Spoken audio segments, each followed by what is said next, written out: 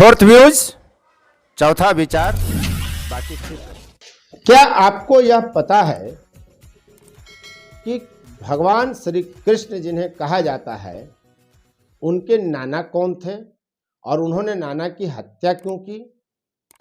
क्या आप यह जानते हैं कि वर्गीय व्यवस्था से जातीय व्यवस्था कैसे विकसित हुई? क्या यह आप जानते हैं कि किस वर्ण के लोग किस वर्ण में लड़की से शादी कर सकते हैं? कुछ धमाकेदार विस्फोटक बातें होती हैं जो आम तौर पे समाज में चर्चा नहीं की जाती है। मनुवाद का क्या असर रहा, जातिवाद का विकास कैसे हुआ, कृष्ण ने क्या किया, कब छल किया, ये पूरी बात आपको हम सुनवाते हैं पूर्व विधान पार्षद उपेंद्र कुमार से। डॉक्टर उपेंद्र कुमार ने बिहार के औरंगाबाद लोकसभा क्षेत्र से चुनाव लड़ा था। महागठबंधन के वे प्रत्याशी थे और भाजपा के एनडीए के प्रत्याशी सुशील कुमार सिंह के खिलाफ खड़े थे। पिछले लोकसभा चुनाव में जब उनकी बहुत कम मतों से हार हुई और भाजपा यानी एनडीए तब जब जदयू उनमें शामिल था, सुशील कुमार सिंह सांसद बने थे। तो डॉक्टर उपेंद्र कुमार ने क्या कहा, यह आप पूरी बात उन्हीं की जुबानी सुनिए। आपके ज्ञान तो बढ़ेंगे ही और हाँ, दिल थाम कर उनकी बात सुनिएगा। आक्रोश में आने की जरूरत नहीं है। आप उनकी कही बातों पर मंथन करिए। यह जरूरी नहीं कि फोर्थ व्यूज उनके विचारों से सहमत हो, लेकिन उनके विचार सबको सुनने चाहिए ताकि आप अपनी विचार बनाने के लिए उनके विचार का इस्तेमाल कर सकें, आप जानकारियों पर शोध कर सकें, विमर्श कर सकें। विमर्श अच्छी चीज़ है।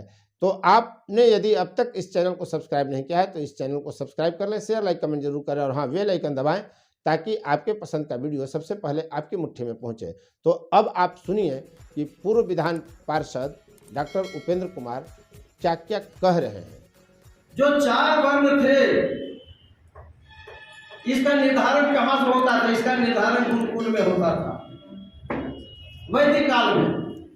यही कारण है कि यदि ब्राह्मण का बेटा गुरुकुल में, कोई क्षत्रिय भी बन सकता था, कोई शूद्र भी बन सकता था, और शूद्र का भी बेटा कोई ब्राह्मण बन सकता था, क्षत्रिय वैश्य बन सकता था।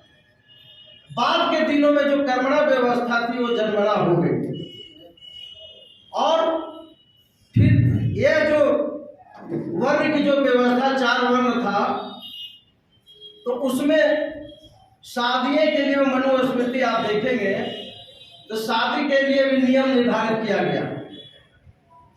एक तरफ कहा गया कि कुमारी कन्याओं का कोई जाति नहीं होता, इसलिए यदि ब्राह्मण को शादी करना है तो ब्राह्मण, क्षत्रिय, वैश्य, शूद्र चारों वर्ण की किसी भी लड़की से शादी कर सकता है। और जब वही क्षत्रिय को करना होगा तो ब्राह्मण कन्या को छोड़कर क्षत्रिय, वैश्य, शूद्र से करेगा, और जब वैश्य को करना होगा तो ऊपर दोनों छोड़ के वैश्य और शूद्र से करेगा, और शूद्र करना होगा तो सिर्फ शूद्र से करेगा। लेकिन इसके बावजूद जब जानते हैं माचिस के तीली और बारूद एक जगह रहता है तो आग लग ही जाती है, तो बीच बीच में प्रतिलोम शादियां भी होने लगी। जो सामाजिक व्यवस्था थी उसके विपरीत में शादियां होने लगी। तो 4 के बाद भी कई और जाति बढ़ते बढ़ते आज वर्तमान में इस देश में 7,643 जातियां हो गई हैं। अब जिस तरह से आज इन्होंने विषय प्रवेश किया है निशांत जी ने, तो हमको मूल विषय पर आना है कि ईबीसी का आरक्षण। तो साथ ही हम उस विषय पर आएंगे, लेकिन जिनके जयंती के अवसर पर चंद्रवंशी चेतना मंच ने आज जो एक कार्यक्रम आयोजन किया है, महाराज जरासंध, मगध सम्राट जरासंध जी के जयंती के अवसर पर मैं उनके प्रति श्रद्धांजलि अर्पित करता हूँ। लेकिन जब जरासंध की मैं बात करता हूँ तो मैं जानता हूँ कि जरासंध का दामाद कंस थे, अब कंस के भगना कृष्ण थे, मतलब कृष्ण के नाना हुए जरासंध। और उस समय जब लड़ाइयाँ होती थी तो उस समय बेसिकली लड़ाई आग व अनाज के बीच में होती थी। तो ये कहा गया है कि इंद्र बाहर से आए जो कि आगू का नेतृत्व करते थे और सबको गुलाम बनाते थे। तो गुलाम बनाते थे तो ब्रज को भी उन्होंने गुलाम बना लिया और जो उनका गुलामी स्वीकार करता था उससे अपनी पूजा करवाते थे। तो ब्रज में भी पूजा हो रही थी। एक दिन यशोदा मैया इंद्र भगवान की पूजा करने के लिए पकवान बना रही थी तो कहीं से कृष्ण आए और पकवान उठाकर खाने लगे। तो यशोदा मैया ने कहा कि बेटा तुमने क्या कर दिया, तो इंद्र भगवान नाराज हो जाएंगे। इंद्र भगवान के लिए पूजा करने के लिए मैं पकवान बना रही थी, अब तुम जूठन कर दिया। तो जानते हैं कृष्ण क्या जवाब दिया? कहा कि माता तुम किस इंद्र की बात करते हो जो हमें गुलाम बनाया है? अरे पूजा करना तो गोवर्धन पर्वत की पूजा करो जहाँ हमारी गाय दिन भर जाती है, हरी हरी घास खाती है और शाम को आकर मीठी मीठी दूध देती है। और नाम यह होता है कि जब इंद्र को पता चलता है कि यादव का लड़का ग्वाला का लड़का हमको चुनौती देने के लिए पैदा ले लिया है तो पुनः वो ब्रज पर हमला करते हैं। लेकिन तब तक बलराम और कृष्ण जो दोनों भाई थे दोनों जवान हो चुके थे और वही ब्रज के भूमि में इंद्र को परास्त करते हैं। अब विचार करने का है कि बलराम क्या है? बलराम के हाथ में क्या है? हल है।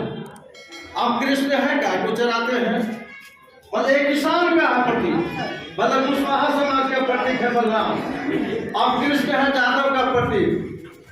तो ये दोनों मिलकर इंद्र को उस समय परास्त किए। तो हम लोग जितना यार 7643 में बैठ जाए लेकिन है सबका ओरिजिन एक ही, अलग अलग नाम से भले जानते हो, सब एक दूसरे से मिला हुआ है, घाल में है। लेकिन डॉक्टर लोहिया भी कहा करते थे कि जात से जमात क्यों चलो, जात को गोलबंद करो लेकिन अंतिम लक्ष्य उसका होना चाहिए जमात बनाने की। निशान जी ठीक कह रहे थे, जात को गोलबंद होना चाहिए, चंद्रवंशी समाज गोलबंद हो, कहीं और समाज गोलबंद हो, लाभ दिया जाए।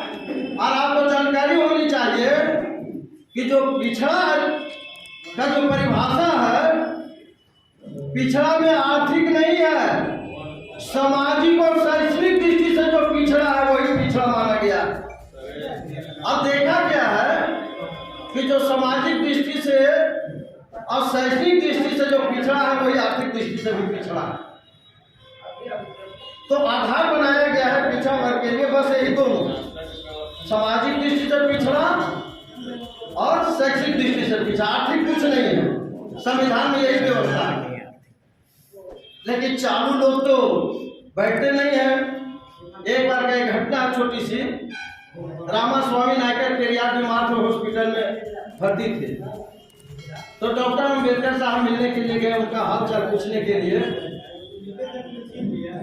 तो पेरियार साहब ने कहा कि अम्बेडकर तुमने भारतीय संविधान के तो महमूद गजनी का गाय बना दिया।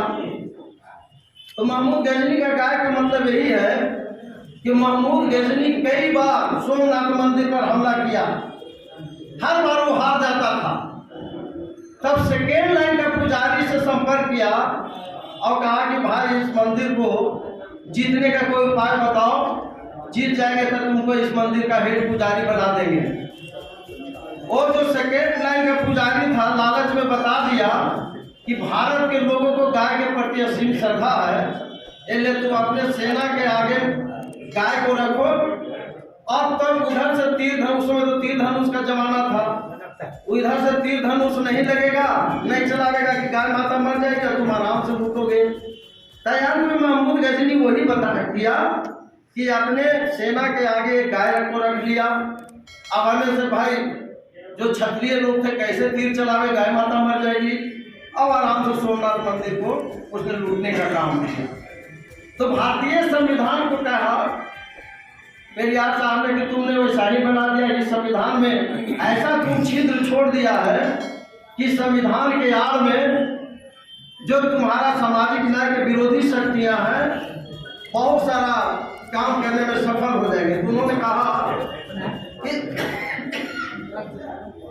ड्राफ्टिंग कमेटी जो 5 सदस्यीय है उसमें 4.5 आपका विरोधी है, आधा ही में आपका पत्नी भी श्वेता अम्बेडकर ब्राह्मणी थी, और जो 4 पोते से ऊंची जाति के थे डॉक्टर लाइन कमेटी में, तो उन्होंने अपनी मजबूरी बताई। आज यही कारण है कि जब मंडल कमीशन बना जनता पार्टी के समय में काका कालेलकर को ये कह के रोक दिया गया मोरारजी देसाई जी के समय में, ये पुराना सिफारिश है। अब आज के नए संदर्भ में इसकी क्या पिछड़ा की स्थिति है उस पर अध्ययन होनी चाहिए, और मंडल कमीशन उन्होंने लागू कर दिया।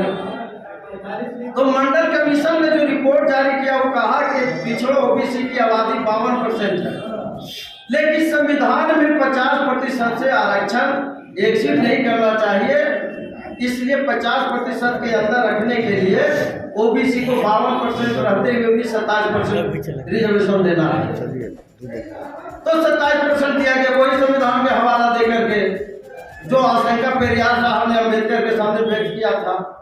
लेकिन जब 10% देने की बात थी, जो संविधान में कहीं व्यवस्था नहीं है आर्थिक आधार, लेकिन जब 10% के देने की बात थी तो एक ही झटके में 10% मिल गया, अब 50 से एक्सिट कर गया, कहाँ संविधान बाधक बन गया भाई। तो इसलिए साथी समझने की जरूरत है। अब ठीक कहा है कि शिक्षा का संबंध बदलाव से होना चाहिए। हम शिक्षित इसलिए होते हैं कि हम संगठन बनाए, संगठित हो, और संगठित इसलिए होते हैं कि हमको संघर्ष करना है, और संघर्ष इसलिए करना है कि समाज में जो हजारों साल से जो यथावादी स्थिति चली आ रही है उसमें हमको परिवर्तन करना है। 4th व्यूज, चौथा विचार।